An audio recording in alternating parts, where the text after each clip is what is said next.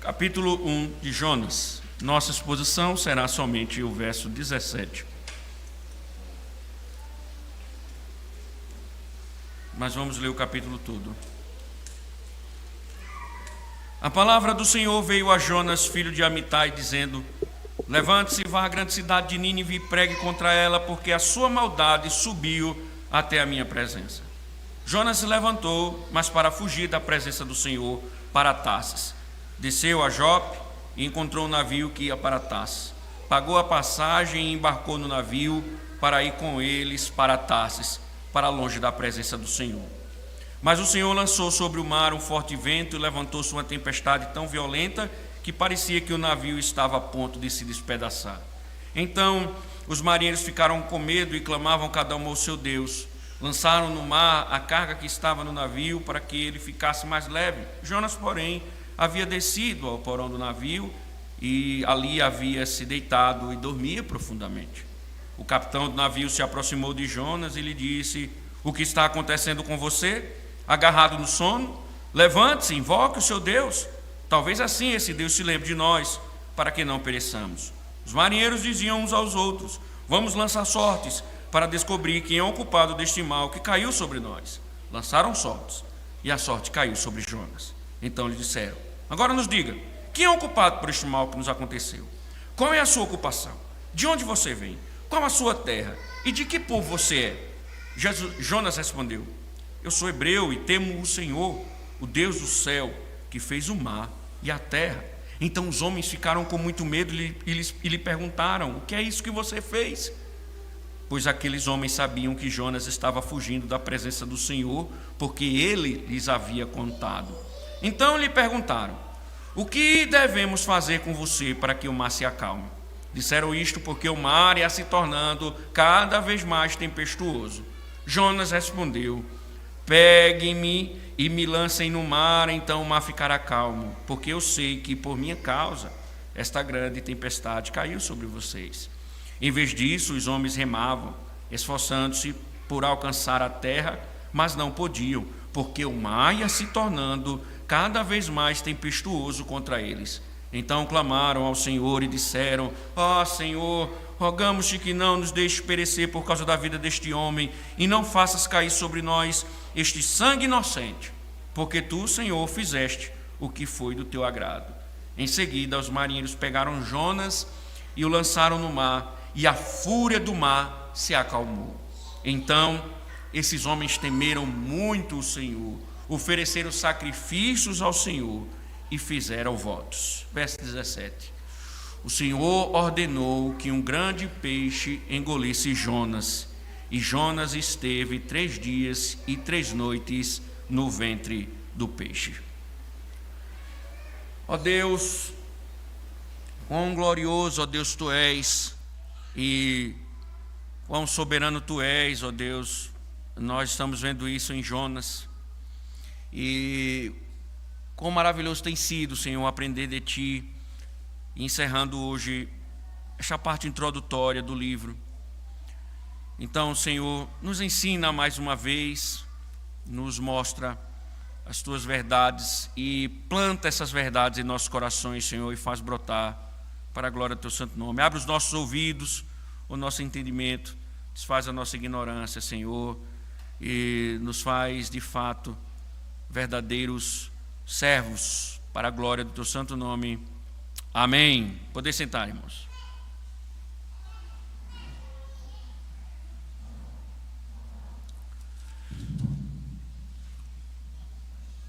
Meus irmãos, Jonas, ele recebeu a ordem de pregar arrependimento a uma nação pagã, mas não aceitava o fato de Deus ser gracioso para com os ímpios.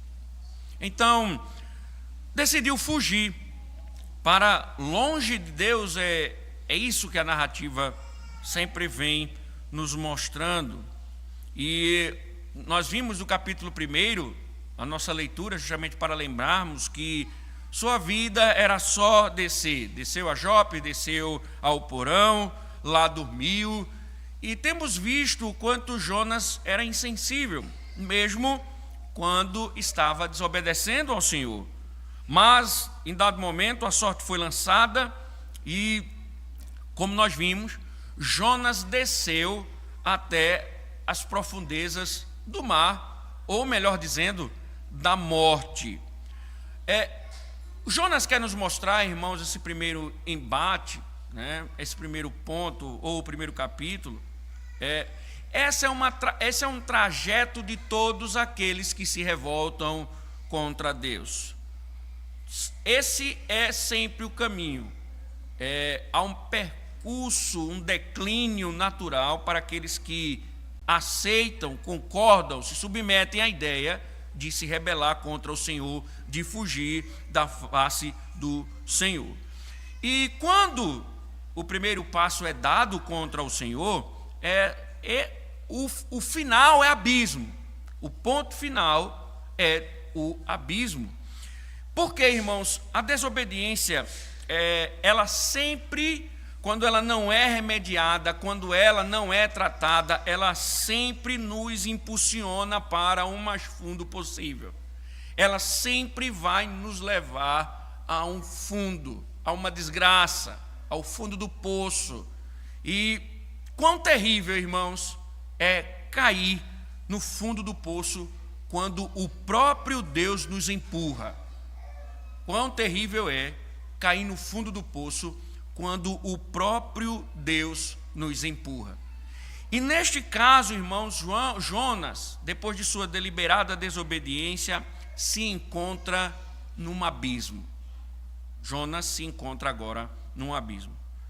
Às vezes, irmãos santos passam por experiências semelhantes, mas não tem indício de desobediência. Por exemplo, você pode lembrar de Jó. Ele foi acusado, ou José, melhor dizendo, acusado de assédio, desceu ao mais profundo da cela, mas Deus estava com seu filho, porque ele estava obedecendo ao Senhor. Aqui não é o mesmo caso, aqui nós estamos vendo um profeta, um homem que deveria proclamar a vontade de Deus, mas decidiu o caminho da desobediência. E o que Deus está querendo ensinar a ele deve aprender que toda rebeldia contra Deus traz consequências. Toda rebeldia contra Deus traz consequências. Lembre-se, irmãos, todo pecado que você comete, ele traz consequências. Ele traz consequências. E assim como nós não podemos fugir de Deus, nós não temos como fugir das consequências. E veja, Jonas estava sendo tratado, mas, embora o Senhor tenha tratado, ele tenha reconhecido o seu pecado, tenha confessado e tenha ali tratado o pecado, Jonas vai parar no fundo do peixe, no fundo do mar. E nada melhor, irmãos, do que o estômago de um peixe para aprender sobre isso. Então, todo pecado leva a consequências. Todo pecado traz consequências. E a rebeldia de Jonas trouxe consequências. Nós precisamos entender isso, irmãos, e ouvir o que o Senhor tem a dizer a esse respeito. Esse é o aprendizado de hoje. Todo pecado traz consequências. E uma coisa que chama a atenção, irmãos, não poderia ser diferente, é o fato de o texto falar de um grande peixe que engoliu o profeta. Não sei se vocês viram, recentemente vi uma reportagem de um homem que foi engolido sem querer, estava navegando numa embarcação pequena, e ele foi engolido por uma baleia, e ela em seguida, ela cospe ele, porque identifica que ele nos tratava de um peixe, mas a história desse grande peixe aqui está longe de ser vista como real. Porque as pessoas, elas de fato discutem para saber o que de fato aconteceu e se debruçam para explicar os acontecimentos aqui narrados. E talvez, irmãos, a razão de tanta curiosidade incrédula esteja no fato de que a expressão hebraica, né, é um termo genérico para peixe e não necessariamente seja uma baleia. Então, o termo hebraico é genérico, é peixe, e necessariamente não seja uma baleia. Isso assanha o mundo liberal que logo ataca as Escrituras. Há uma fábula, é uma história, dizem eles, né? Ninguém acredita que um peixe engoliu um homem, continuam argumentando. Mas O que nós precisamos entender, irmãos, que uma das falhas desses argumentos é anular um aspecto milagroso, que é algo que vem sendo revelado desde o início. Aqui não há uma ordem natural, aqui não há um naturalismo, aqui não há uma explicação naturalista. O texto do capítulo 1, ele é enfático com a seguinte questão: é Deus quem está operando no decorrer da história de Jonas. Ora, o que o texto diz? A tempestade foi provocada por Deus. Os dados que foram lançados, a sorte não foi o resultado. Veja, a tempestade provocada pelo Senhor estava longe de ser a força da natureza. Os dados que foram lançados foram guiados pelo Senhor, não teve sorte. Então, que o peixe, que não era nenhuma piaba dessa maré dourada que vocês têm aqui, tinha garganta e estômago suficientes para engolir o profeta de Deus. Então, há um aspecto miraculoso. É o Senhor quem está operando aqui, é o Senhor quem está conduzindo a história e conduzindo o peixe. E, mais do que nunca, meus irmãos, temos histórias. Eu vi uma reportagem em que um tubarão-baleia, é uma espécie que é muito grande, a veia do coração cabe um ser humano dentro. Você tem a ideia? Então já existem descobertas hoje de grandes peixes. No entanto, nós não podemos esquecer disso, ainda que a gente queira explicar cientificamente, de forma naturalista, nós devemos entender que aqui por trás é Deus quem está operando. Deus está resgatando um profeta de sua desobediência. Deus está agindo para resgatar um profeta em sua desobediência. Então, embora as ações elas estejam sendo realizadas por Jonas no seu caminho de desobediência, você vê que a cada passo que Jonas dá, Deus está dando para resgatá-lo. E o que nós podemos entender, irmãos, aqui, e precisamos pensar sobre isso, o foco da narrativa não é o grande peixe. Você, quando vai para o departamento infantil, que vai estudar a história de Jonas, o grande peixe. Você vai com os adolescentes da Jonas, o grande peixe. Mas o foco da narrativa não é o grande peixe. Ele não é o grande nome da narrativa. E o que nós precisamos pensar, na verdade, é o que está acontecendo aqui e o que o peixe vem para simbolizar. O que ele vem nos mostrar. Quais são os princípios que ele está aqui apresentando. Por que Deus faz isso da forma que faz? Primeira coisa, irmãos, quando nós falamos de mar nas Escrituras, nós podemos nos lembrar de dois episódios importantes da história da redenção. Só dois. Nós pensemos no dilúvio, por exemplo, e pensemos em consequência ao Mar Vermelho. O que acontece no dilúvio? No dilúvio, Deus, ele matou o mundo. Deus prometeu destruir a humanidade por meio do dilúvio. No Mar Vermelho, o que nós vimos? Deus matou os egípcios afogados no mar.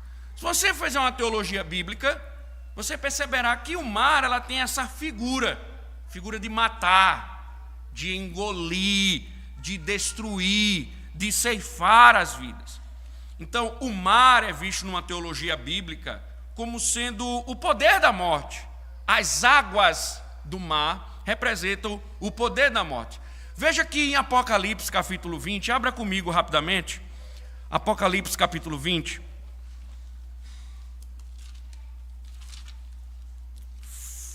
Fica depois de Abacuque, viu? Apocalipse capítulo 20.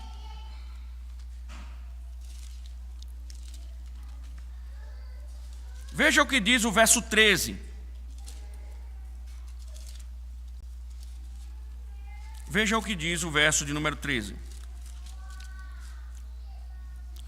O mar entregou os mortos que nele estavam. Veja, o mar entregou os mortos que nele estavam. Então você vê o mar como uma figura da morte, um simbolismo da morte. Da mesma forma, meus irmãos, o que o texto está querendo nos mostrar é que aqui há um simbolismo de morte.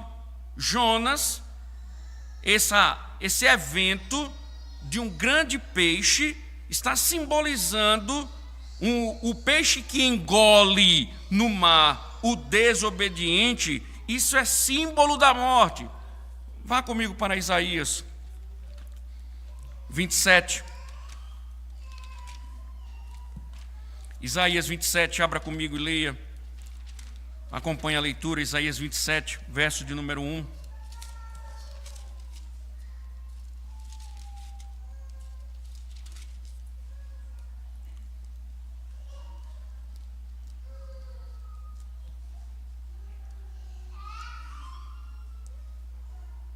Veja que diz: naquele dia, com a sua espada terrível, grande e forte, o Senhor castigará o Leviatã, serpente veloz, o Leviatã, serpente sinuosa.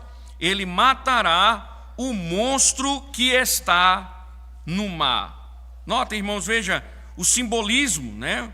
O juízo de Deus, ele é simbolizado pelo abate de uma criatura marinha. Então, você nota nesses poucos versículos e tantos outros que o mar tem o símbolo da morte, aquilo que ceifa as vidas. Nós temos Jesus apaziguando a tempestade, os discípulos estavam temendo a vida, porque a violência do mar poderia matá-los. Então há esse simbolismo no mar. Mas se isso não é suficiente para entender esse aspecto, você pode perguntar ao texto: por que 3 dias? Por que 3 dias? Porque ele ficou no estômago do peixe por 3 dias. Esteve Jonas, o texto diz, no verso 17, esteve Jonas 3 dias e 3 noites. Observem como é detalhada a informação. Esteve Jonas 3 dias e 3 noites no ventre do peixe. Poderia ser 2, poderia ser 1, poderia ser 4. Irmãos, pensemos, por que Jesus esperou que seu amigo Lázaro passasse 4 dias no túmulo antes de chegar para ressuscitá-lo, conforme João 11:39? Por que Jesus esperou tantos dias? Por quê? Porque o próprio Senhor Jesus passou 3 dias no túmulo. Porque, irmãos, eles entendiam em todos os casos que se de fato alguém havia morrido, uma vez, eles teriam que contemplar 3 ou mais dias. Então, para que se tenha convicção de sua morte, eles entendiam, tem que ser 3 ou mais dias de sepultamento. Então veja, irmãos, Jonas aqui, ele viu sua vida no fundo do peixe por 3 dias. Ou seja, meus irmãos, Jonas está encarando a morte. Jonas está encarando a morte. Não é simplesmente um peixe que engoliu ele, mas agora Jonas está lidando com a morte. Jonas está lidando com a morte. E aí veja, irmãos, a analogia que Cristo faz em Mateus capítulo 12 e verso 39 a 40. Vá comigo rapidinho em Mateus capítulo 12, 39 a 40.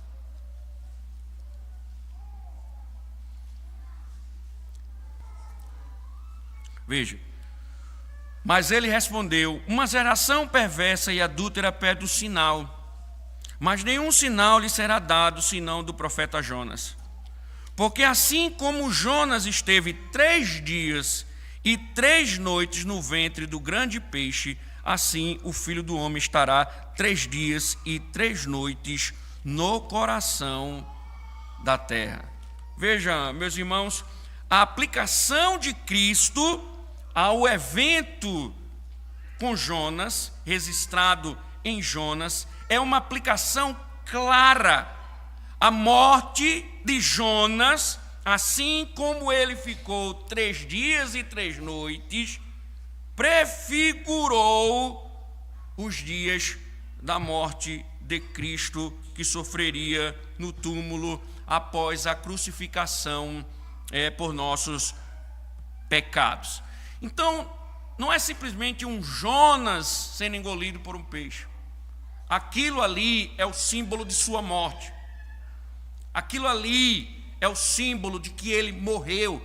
Toda a sua rebeldia levou ele a padecer, levou ele a morrer, levou ele para o fundo do peixe, levou ele para o estômago do peixe, levou ele para a sua morte.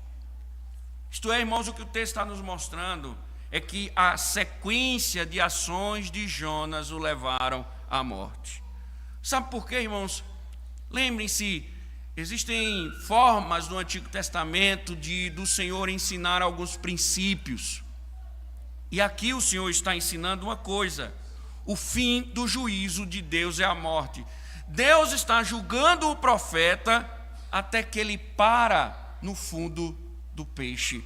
Deus mostra que o fim do seu juízo é a morte. Ou seja, irmãos, numa outra linguagem, Jonas no fundo do mar, Jonas no estômago do peixe, é o ápice do julgamento divino.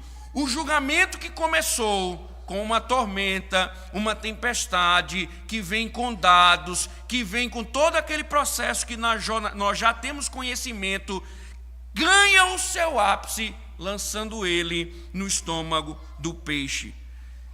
E é símbolo, meus irmãos, do inferno, da agonia, da separação de Deus. Esse peixe, ele vem mostrar isso, é o símbolo do inferno, da destruição, da agonia, da separação do Senhor. Sabe o que significa, irmãos? Sabe o desejo que ele teve de fugir de Deus? Ele foi fugindo,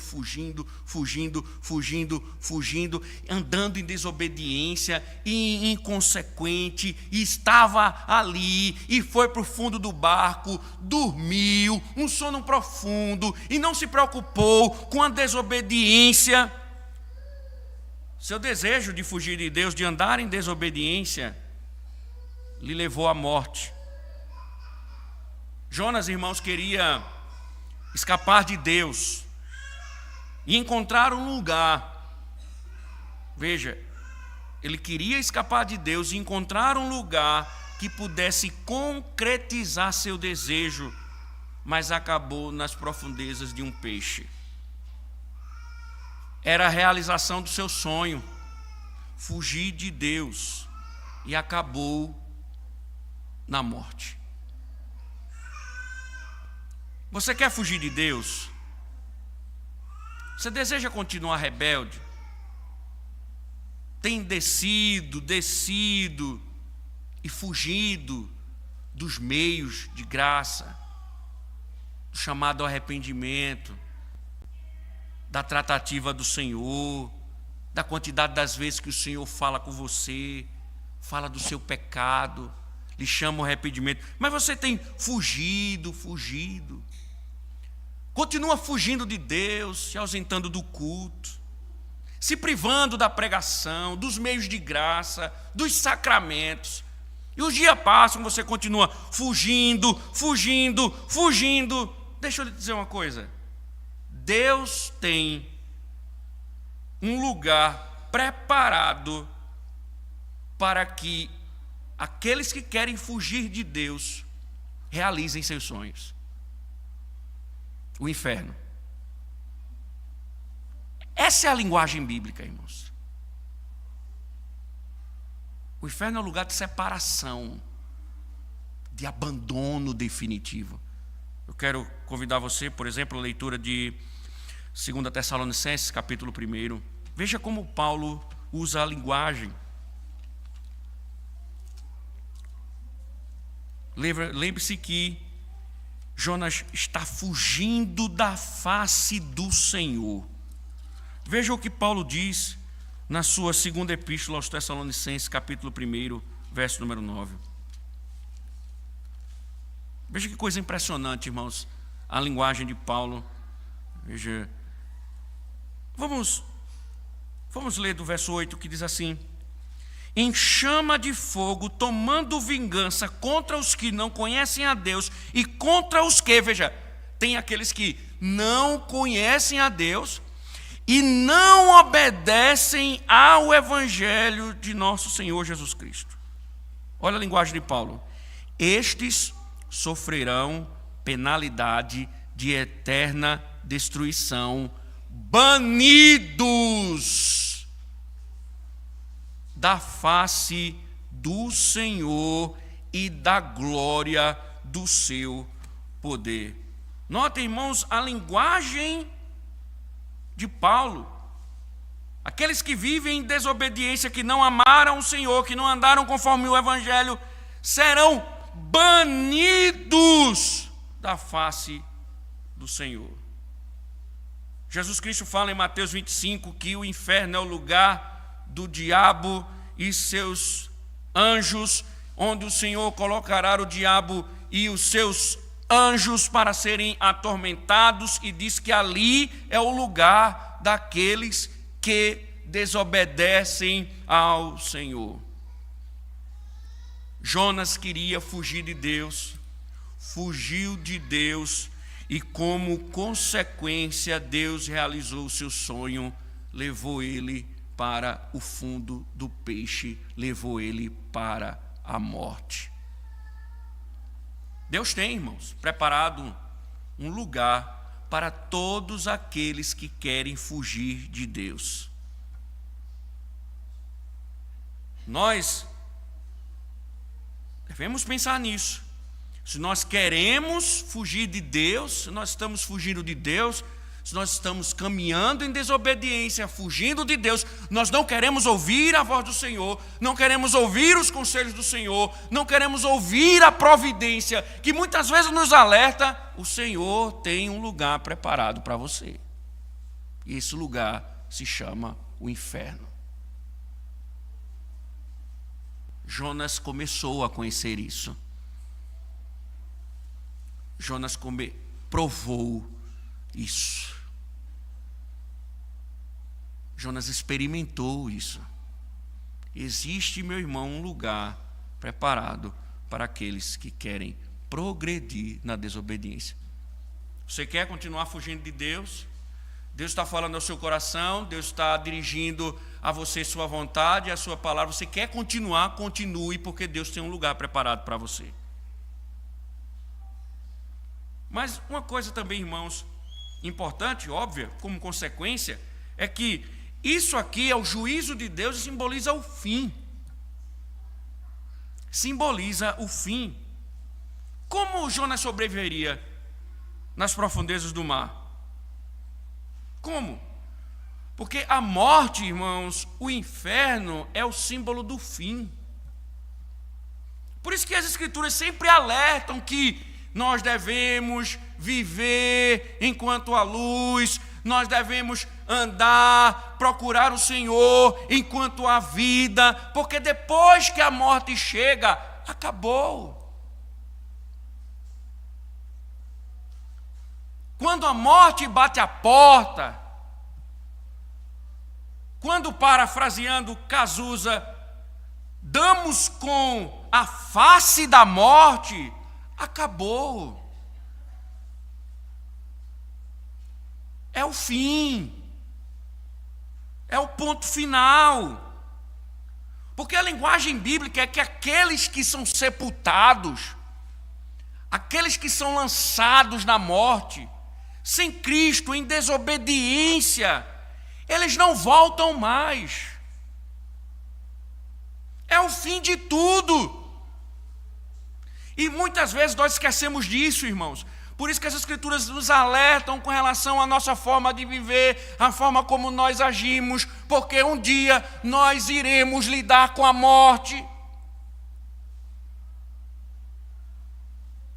Então, seja você jovem, bonito, bonita, que tem vivido os prazeres do mundo, que tem amado a juventude, que tem lutado para viver uma vida agradável nessa juventude, agradável no sentido de que os prazeres da carne é que satisfazem, as amizades ímpias, e tem lutado para viver essa juventude mundana. Eu preciso curtir o mundo, eu sou jovem. E seja jovem ou velho, um dia a morte vai dar as caras.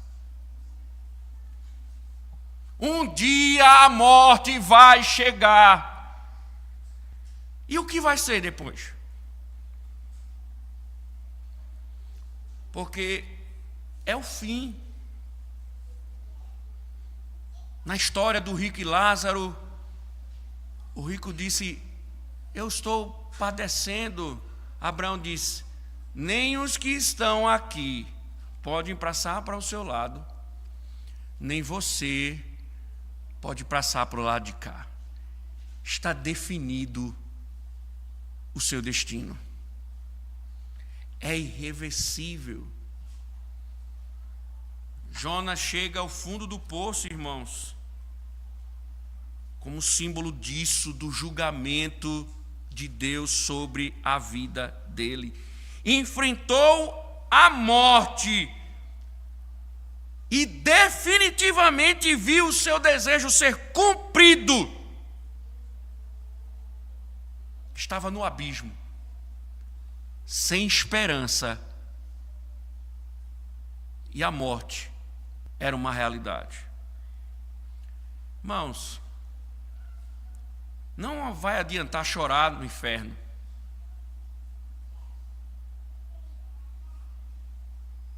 Não vai adiantar chorar. Não vai adiantar gritar. Não vai adiantar reclamar. Porque se nós vivemos a vida fugindo de Deus, foi um sonho realizado. E aí, irmãos, por que essa ideia? Porque o inferno é definitivamente o lugar de separação. Ouvindo um certo sermão do pastor Paulo Júnior, ele disse: todo cristão deveria pensar sobre o inferno. Todo cristão precisa pensar sobre o tormento eterno. Porque a linguagem bíblica é a linguagem de tormento, de fogo, de ranger de dentes, de declínio espiritual. Alguns teólogos dizem que é uma eterna angústia na alma. Porque, pensem, a redenção é nós nos livrarmos das angústias da vida, das consequências do pecado. É uma libertação de todas as nossas dores, de todas as nossas angústias.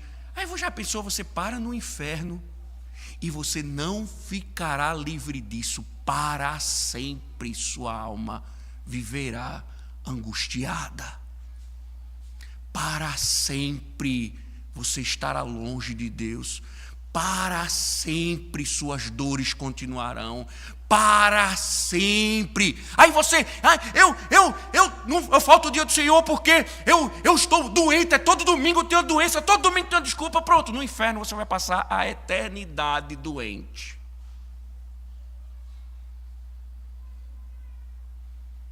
É um lugar onde não vai ter cura.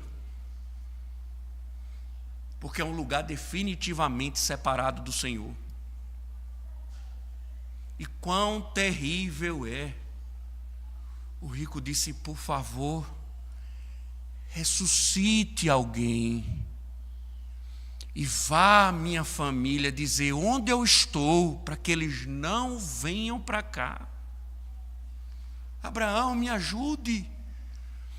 Avise aos meus parentes que não venham para cá. É dor, é sofrimento. Mas ele viveu a vida longe de Deus e agora longe de Deus permanecerá. Então não tem saída. Não há quem ouça. não há socorro, é o fim. Por isso que acredito plenamente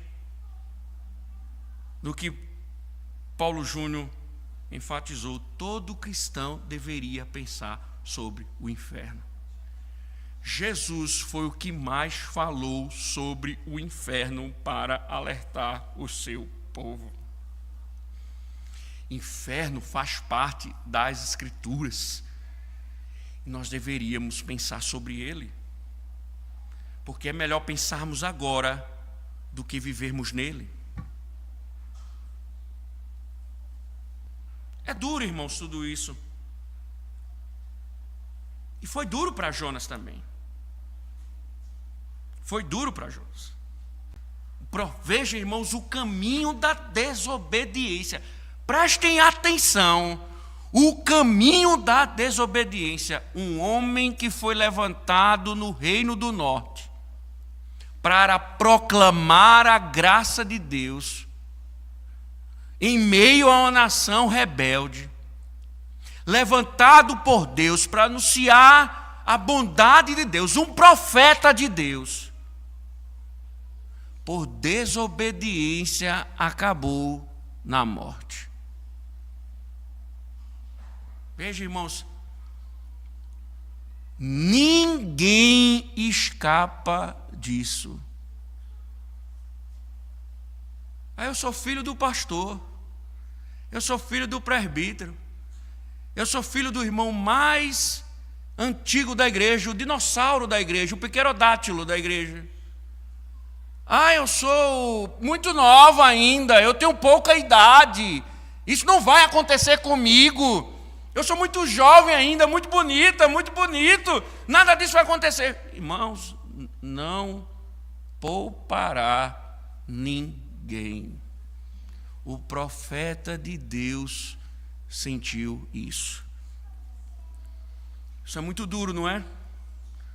Mas o que nós preferimos? Preferimos ser alertados ou provarmos isso?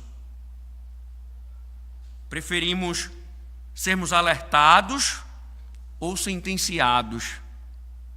Andarmos no nosso próprio caminho e recebermos essa recompensa tão maligna. Então, se tem esse enredo por trás, há algo mais a falar? Claro que sim, irmãos.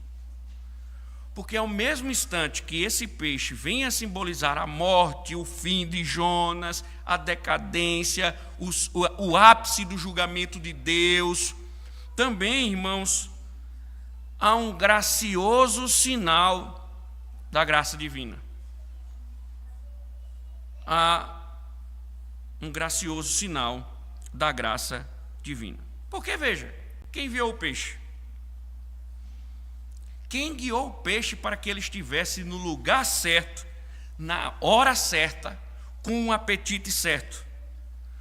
O próprio texto diz: foi o Senhor. Foi o Senhor. Nós vivemos numa época com um Deus de amor, de amor, de amor, de amor, e que Deus só faz coisas lindas, maravilhosas.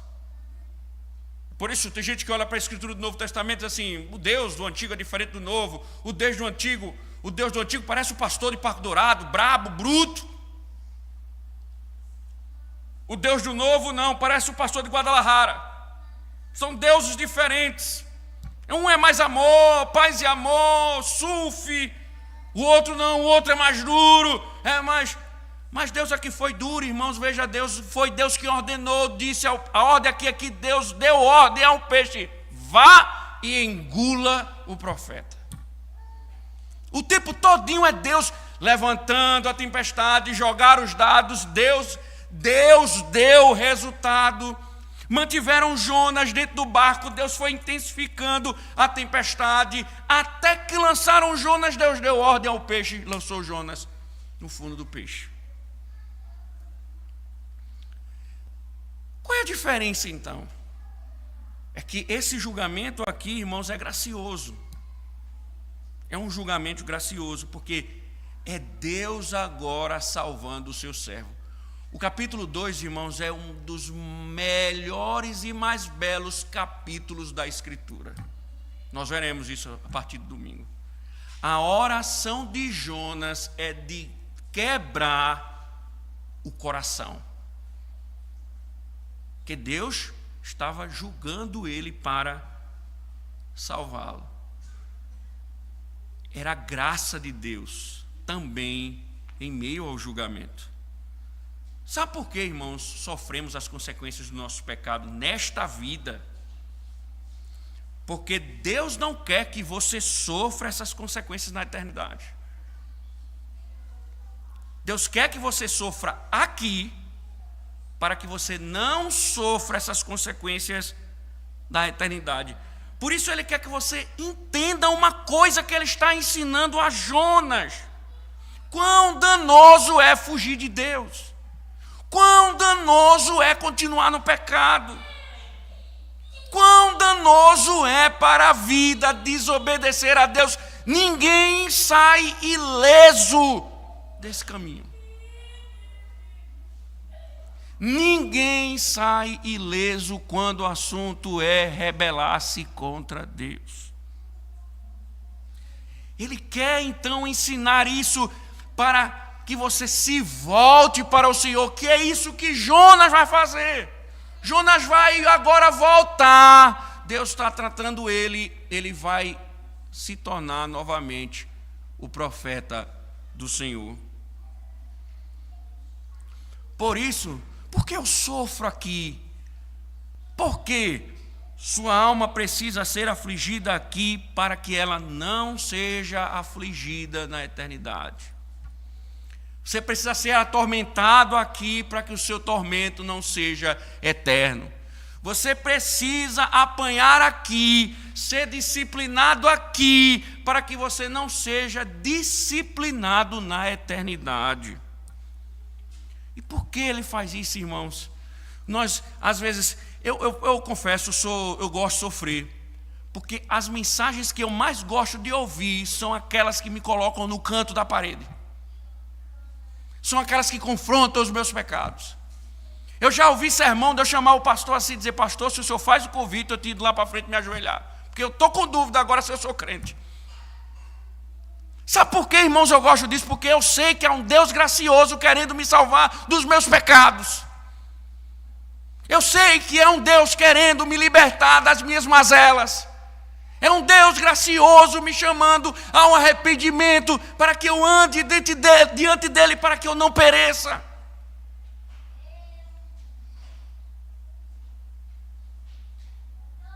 Tudo que ele fez, diz crente, tudo que ele fez, porque ele queria salvar Jonas. E todas as consequências que você sofre aqui, é porque ele quer salvar você. Então, enquanto Deus está falando, ouça-o. Não se esquive dele. Não fuja, se humilhe, rompa com o mundo, volte-se para Deus, porque é justamente isso que vai acontecer. Ele vai orar e Deus vai dizer ao peixe: cospe. Senhor, eu estou no inferno. E faz uma oração clamando ao Senhor. E o Senhor, você vai ver no texto, e o Senhor ordenou ao peixe: cospe, para que Jonas encontre a misericórdia. Então deixa eu te dizer uma coisa. Você pode estar indo para o inferno. Quem sabe você já tem sofrido as consequências, sua alma talvez já esteja no inferno. O pecado talvez já tenha trazido angústias profundas. Talvez você já esteja desfalecendo. Porém, a experiência de Jonas não é só para falar de uma consequência por causa do pecado, da dureza como Deus trata o pecado, mas também para falar aqueles que se encontram no fundo do poço, porque ele tipificava Cristo. Jonas sofreu as consequências do pecado e viu a cara da morte enquanto Cristo morreu. A experiência na cruz não foi menos terrível do que aquilo que Jonas passou na barriga do peixe. Foi mais terrível ainda. A linguagem diz que Cristo foi ao inferno, Pedro diz. Que Cristo foi ao inferno, porque Ele tomou sobre si voluntariamente a morte que nós merecíamos pelos nossos pecados. Certo pai da igreja chega a dizer que Jonas foi jogado na barriga de um grande peixe, mas Cristo desceu por vontade própria até a moradia do peixe invisível da morte. Ele desceu por vontade própria para obrigar a morte a cuspir aqueles que ela havia engolido.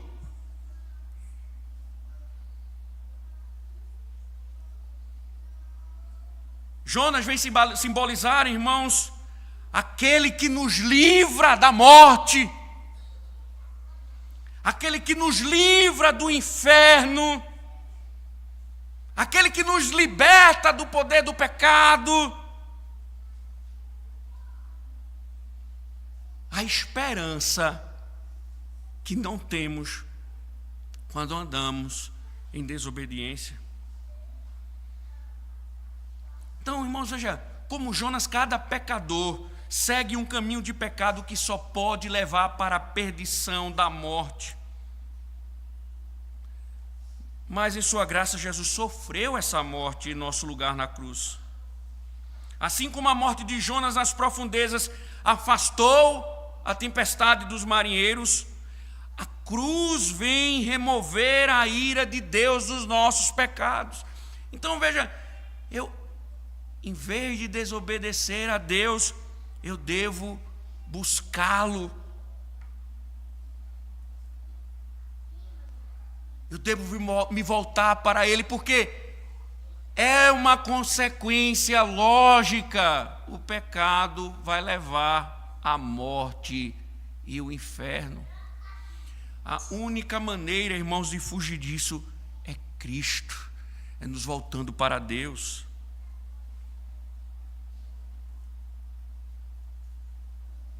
Jonas, irmãos, está provando da graça de Deus, mesmo neste momento de julgamento. E ele vai orar, clamando ao Senhor as suas misericórdias. O pecado, irmãos, faz grandes promessas a você.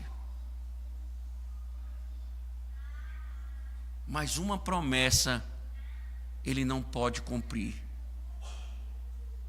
de salvar você.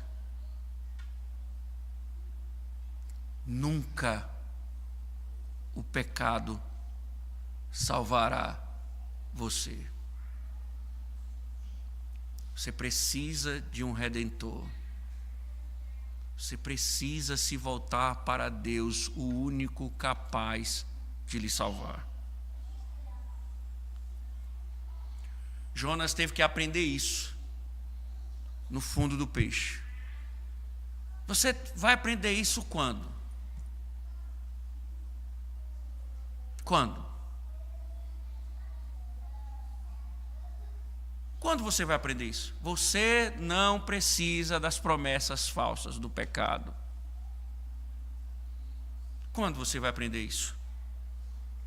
Você reconhece que precisa de libertação? Você está disposto a buscar a graça soberana de Deus para a sua própria redenção e libertação para uma vida ressurreta? Se você estiver disposto, Ele vai te livrar do inferno. Ele disse: as portas do inferno não prevalecerão sobre a igreja de Cristo. Paulo diz: nenhuma condenação há. Se nos voltarmos para Deus, nada, ninguém, nem a própria morte pode nos separar do amor de Cristo. Mas se você achar que ainda é cedo, se você acha que ainda é possível continuar no mesmo caminho, se você acha que não é tão grave assim, que está tudo bem, que o seu pecado não é tão pecado assim, e Deus está lhe chamando ao arrependimento. Deus está julgando você, Deus está sentenciando você, Deus está fazendo com que você encare a realidade da morte, mas você ainda continua andando nos seus caminhos. Eu tenho uma última coisa a te dizer. Jesus chega a dizer no Mateus capítulo 12, 41, que a cidade de Nínive daria testemunho. Daria um testemunho. Abra comigo aí 12, 41 de Mateus.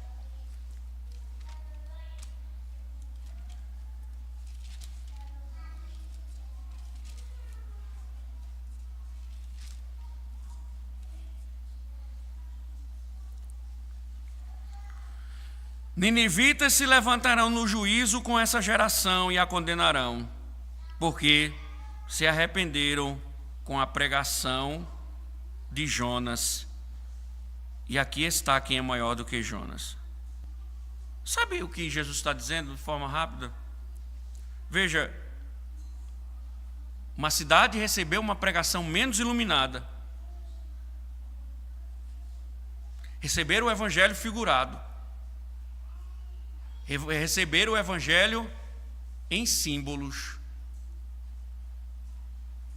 mas enquanto se arrependeram, aquelas cidades que ouviram Cristo, a pregação iluminada, não se arrependeram. Enquanto aquela cidade ouviu um evangelho figurado e se arrependeu, outras que ouviram o evangelho na íntegra, explícito, em Cristo, não se arrependeram. Cristo vai e diz: os ninivitas que se converteram se levantarão e condenarão aqueles que ouviram a Cristo e não se arrependeram. Ou seja, irmãos, se a cidade ímpia de Nínive se arrependeram ao ver o Jonas, que sai do fundo do peixe, ressurge da morte para anunciar o evangelho, nós devemos nos arrepender da descrença e do pecado após ouvirmos Cristo. Após ouvirmos Cristo. Mas, irmãos, se seguimos na nossa rebeldia, o seu destino não será o fundo de um peixe, mas terá o seu sonho realizado. Você para sempre será separado da presença do Senhor.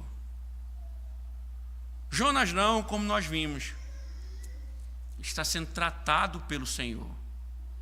Ele já identificou o seu pecado, já confessou e já começou a tratar. Agora, Deus vai reerguê-lo novamente. Então, meus irmãos, esse é o nosso desejo, que o Senhor nos erga espiritualmente. Que Jonas não seja somente a história de um grande peixe que engoliu um profeta, mas também venha representar a nossa história de arrependimento e de obediência ao Senhor. Oremos. Ó Deus, nós bendizemos o Teu nome, Senhor, pela Tua graça. E obrigado, Deus, por ouvir Tuas palavras, Senhor, que falam ao nosso coração, e pela riqueza, Senhor, que preenche nossos corações. Que Tuas palavras continuem, ó Deus, martelando em nossa consciência, nos levando à obediência que Te glorifique, Senhor. Tenha misericórdia de nós e nos livra da morte, nos livra do Teu julgamento, Senhor, e nos dá um coração de arrependimento. Assim como trataste com Jonas, trate conosco, Senhor, e revele Tua graça, em nome de Cristo. Amém. Irmãos, cantemos ao Senhor em resposta à Sua voz com